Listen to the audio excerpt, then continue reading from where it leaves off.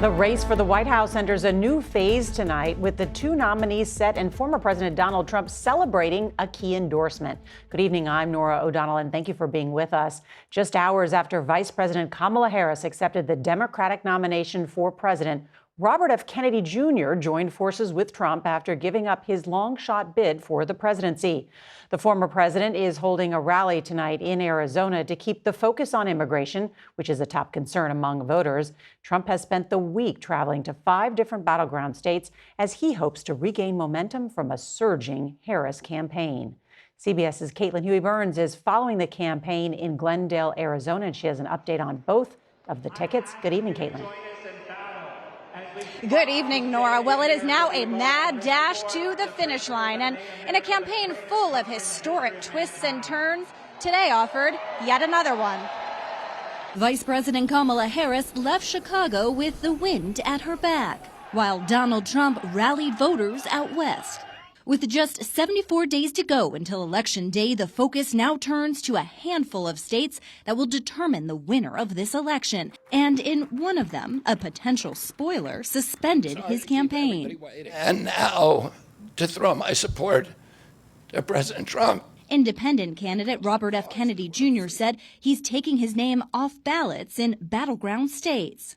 That by staying on the ballot in the battleground states, I would likely hand the election over to the Democrats with whom I disagree on the most existential issues: censorship, war, and chronic disease. But the controversial Kennedy isn't dropping out of the race completely, urging voters to support him in some red and blue states where he says he will remain in contention. It's a great honor, it really is. He's very popular. He's very smart. Campaigning in the key state of Nevada earlier today, Trump welcomed the endorsement, a turn from his previous criticisms of Kennedy as a radical left Democrat. 5 of Kennedy's siblings slammed his decision to endorse Trump, calling it a betrayal of the values that our father and our family hold most dear. CBS News polling shows Kennedy was generating 2% of the vote nationally, though it's not yet clear where his supporters could now go.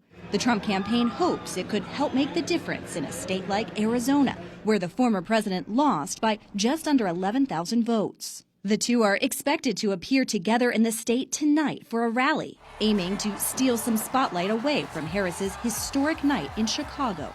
I promise to be a president for all Americans. You can always trust me to put country above party and self. In many ways, Donald Trump is an unserious man. But the consequences of putting Donald Trump back in the White House are extremely serious. Now, the next jolt to the race could come in just about 2 weeks when Harris and Trump will meet for the first time at their first debate in Philadelphia. Nora? Caitlin Huey-Burns on the trail with Donald Trump tonight. Thank you.